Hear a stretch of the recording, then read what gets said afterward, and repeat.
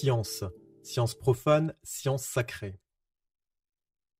Il convient, lorsque l'on parle de science sur un plan général, de bien distinguer au préalable la science sacrée de la science profane, faute de quoi de nombreuses confusions sont susceptibles de surgir au sein de l'analyse, conduisant ainsi au plus grave contresens.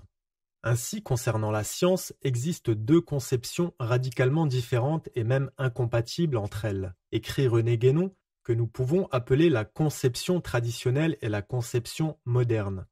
La science traditionnelle ou science sacrée est une science qui est profondément rattachée au principe et qui ne s'envisage pas en tant que telle sans la conscience de ce rattachement, qui n'imagine pas pouvoir se pencher sur l'étude d'un domaine particulier sans maintenir de façon constante le lien avec la source première et originelle dont tout dépend. Cette attitude définit d'ailleurs toutes les sciences traditionnelles, physique, astronomie, chimie, etc., qui, loin de nier la réalité des phénomènes, les regardent comme des formes dépendantes, des éléments relevant d'une cause transcendante relatifs à un être premier,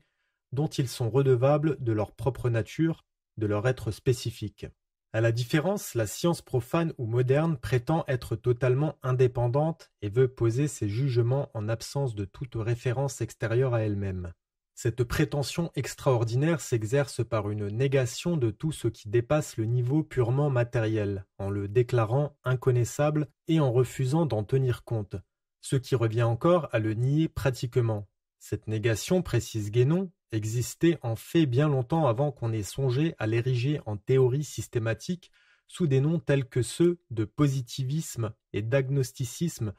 car on peut dire qu'elle est véritablement au point de départ de toute la science moderne. Le problème vient du fait qu'à présent les prétendus hommes de science, dans leurs recherches, se font une gloire de cette inconnaissance, de cet aveuglement volontaire, et vont jusqu'à l'ériger en dogme hors duquel il ne saurait y avoir de science authentique, ce qui est, on en conviendra sans peine, un paradoxe extraordinaire pour des êtres qui aspirent au savoir. Le résultat de ce comportement est une fracture, une séparation entre l'ordre naturel et l'ordre surnaturel, un aveuglement concernant la hiérarchie et la complémentarité des ordres. La science moderne est donc devenue une science folle. Coupée de son lien au principe, elle s'enferme exclusivement dans le monde du changement et n'y trouve plus rien de stable, aucun point fixe où elle puisse s'appuyer. Ne partant plus d'aucune certitude absolue, elle en est réduite à des probabilités et des approximations ou à des constructions purement hypothétiques qui ne sont que l'œuvre de la fantaisie individuelle. Cette pseudo-science dénuée de toute conscience est en train de faire courir des risques importants aux hommes actuels, car cette forme incontrôlée et incontrôlable, capable des expériences les plus insensées, ne possède plus aucun repère, plus aucun axe.